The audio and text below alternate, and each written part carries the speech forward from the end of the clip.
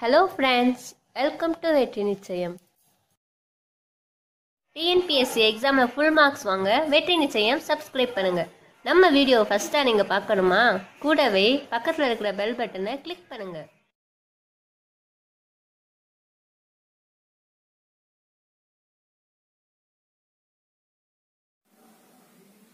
இந்த வீடியோல இன்னைக்கு நாம பிராக்டிஸ் கொஸ்டின் வீடியோ போட்டோம். அதுக்கான ஆன்சர் வீடியோ தான் இப்ப நம்ம பார்க்க போறோம். வித் எக்ஸ்பிளனேஷனோட பார்க்க போறோம்.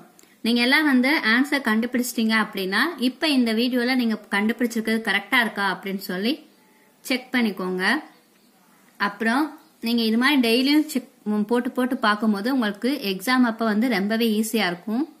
அதுக்காக தான் இப்படி பிராக்டிஸ் வீடியோ கொடுத்துட்டு அப்புறம் ஆன்சர் வீடியோ கொடுக்கறேன்.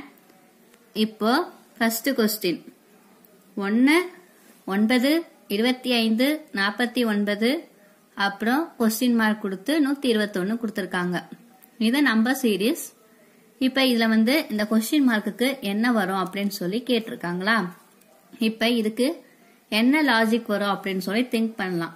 ஃபர்ஸ்ட் இங்க 9 25 இருக்கு. அப்ப இது எப்படியா இருக்கு? 3 ஸ்கொயர் 9 5 ஸ்கொயர் 25 இருக்கா?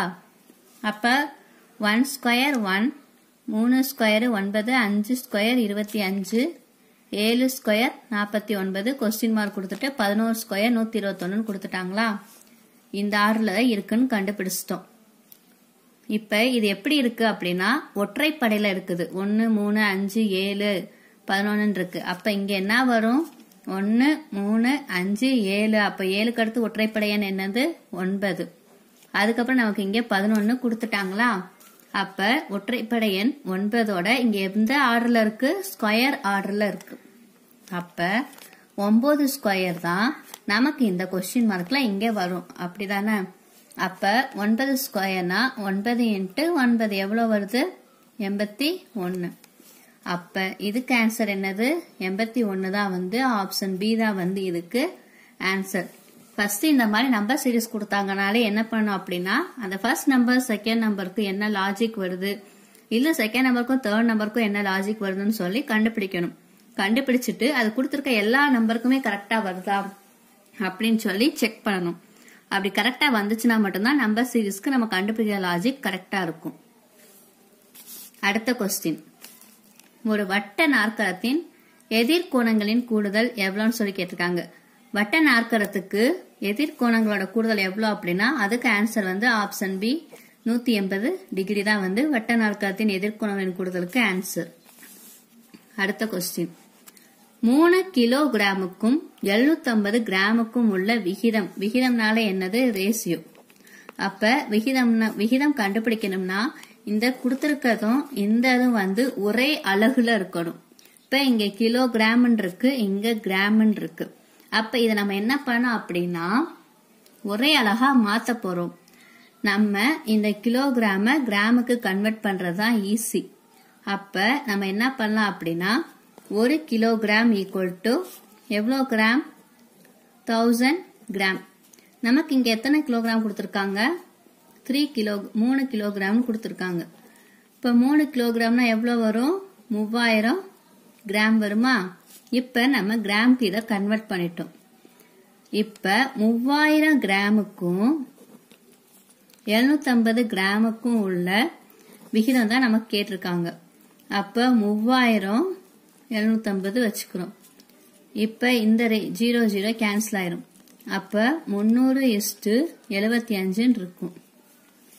275 150. அப்ப 475 எவ்வளோ? 300. அப்ப இதுக்கு ரேஷியோ என்னது? 4:1. நமக்கு ஆப்ஷன்ல 1:4 இருக்கு, 4:1 இருக்கு. நம்ம ஃபர்ஸ்ட் என்ன பண்ணணுமா, ஃபர்ஸ்ட் எதுக்கு கொடுத்திருக்காங்களோ அந்த நம்பர் தான் எழுதணும். இப்ப 3 கிலோகிராமுக்கு என்ன வருது? நம்ம கண்டுபிடிச்சல 4 வருதா? அப்ப 4:1 தான் நமக்கு ஆன்சர். அப்ப ஆப்ஷன் சி தான் இதுக்கு ஆன்சர்.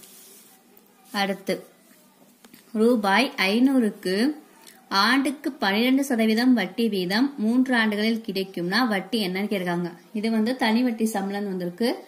ஐ வேணும் அப்படின்னா I = PNR/100 ஃபார்முலா. இப்போ பி எவ்வளோ நமக்கு 500. என் வந்து எவ்வளோ? என் வந்து நம்பர் ஆஃப் அந்த இயர்ஸா அந்த இது. இப்போ வந்து நமக்கு மந்த்ல கொடுத்தாலும் நம்ம இயருக்கு கன்வெர்ட் பண்ணிக்கணும். இப்போ இங்கே வந்து நமக்கு வருஷம் இயர்லே வந்து கொடுத்துட்டாங்க. அப்போ 3 ஆர் எவ்வளோ? 12% பை 100 போட்டலாம். இப்போ இது ரெண்டையும் அடிச்சு கொடுத்துடலாமா? அடிச்சாச்சு. இப்போ ஈஸியாக மல்டிப்ளை பண்ணுங்க. 12 5 60. அப்போ 60 × 3 வருமா? 6 3 18. இங்கே 0 சேர்த்துக்கலாம். அப்போ இதுக்கு ஆன்சர் எவ்வளோ? 180 ரூபாய். ஆப்ஷன் ஏ தான் வந்து ஆன்சர். இப்படி ஃபார்முலா வச்சும் கண்டுபிடிக்கலாம். இல்லை நம்ம எப்பயும் நார்மலா சதவீதம் கண்டுபிடிக்கிறதும் நான் சொல்லி கொடுத்துருக்கேன்ல, அப்படியும் கண்டுபிடிக்கலாம். இப்போ 100% தானே 500. அப்ப நமக்கு இங்க எத்தனை சதவீதம் வேணும்? 12% வேணும். அப்ப 10% எவ்வளோ? 50. 1% எவ்வளோ? 5 வரும். அப்ப 2% எவ்வளோ வரும்? 10 வரும். இப்ப 12% எவ்வளவு? 60 ரூபாய். ஒரு வருஷத்துக்கு 60 ரூபானா 3 வருஷத்துக்கு 3 18 180 ரூபாய் வந்து வந்துருச்சு. நம்ம இப்படி ஃபார்முலா போட்டு கண்டுபிடிக்கலாம். இப்படி சதவீதம் வச்சும் கண்டுபிடிச்சிடலாம். அடுத்து பாம்பே அப்படிங்கறத MY அப்படின்னு சொல்லி எழுதலாம். தமிழ்நாடு என்பதை எவ்வாறு எழுதலாம்? இப்ப கொடுத்திருக்கிறத வச்சு பாத்தீங்க அப்படின்னா இங்க 6 லெட்டர் கொடுத்திருக்காங்க. இங்க 1 2 3 4 5 6 7 8 9 லெட்டர் கொடுத்திருக்காங்க.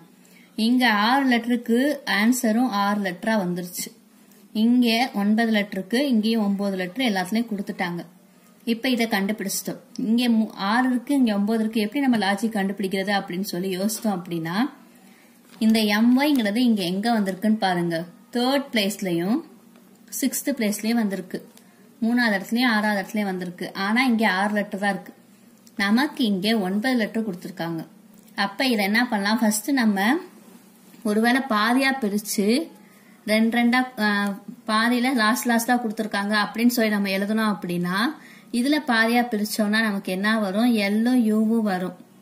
அப்ப LU இருக்கா? இல்ல. அப்ப அந்த வந்து ஃபர்ஸ்ட் வராது. ஃபர்ஸ்ட் நம்ம இப்படி செக் பண்ணி பார்க்கும்போது இது வரல. அப்ப வேற எப்படி வரும் அப்படின்னு சொல்லி நம்ம யோசிக்கணும். இங்க 3 3 பிரிச்சிருக்காங்க. அப்ப நம்ம இங்கேயும் 3 3 பிரிச்சு பார்ப்போம். இங்க 3 இங்க 3 3 பிரிச்சுட்டோம். பிரிச்சுட்டு MNU இருக்கா? லாஸ்ட் லெட்டர் 3வது 6வது 9வது. அப்ப அந்த மாதிரி வரும்னா இங்க அந்த மாதிரி ஆப்ஷன் கொடுத்திருக்காங்க. MNU. நம்ம எப்படிலாம் வரும் அப்படின்னு சொல்லி யோசித்து பார்க்கணும். அதுக்கேற்ற மாதிரி நமக்கு ஆப்ஷன்ல ஆன்சர் இருக்குதா அப்படின்னு சொல்லி நம்ம பார்க்கணும்.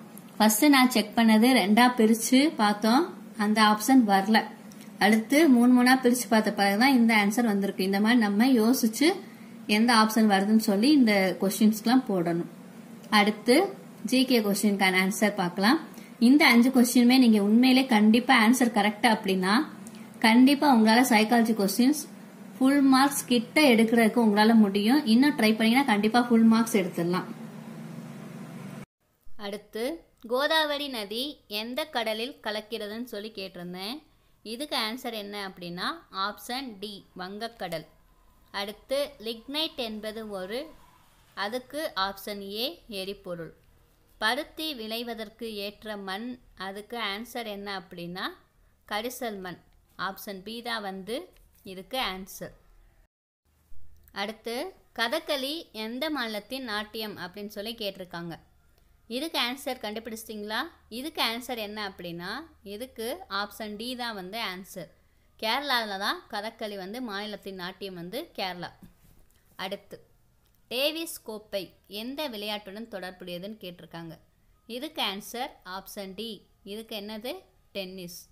அடுத்து காற்று அப்படிங்கிறது என்னன்னு சொல்லி கேட்டிருக்காங்க. காற்று வந்து ஒருபடித்தான கலவை. இதை பார்த்தோம் நமக்கு டக்குன்னு பலபடித்தான சேர்மமா அப்படின்னு சொல்லி குழப்பிடும். காற்று அப்படிங்கிறது ஒருபடித்தான கலவை. ஆப்ஷன் பி தான் வந்து இதுக்கு ஆன்சர்.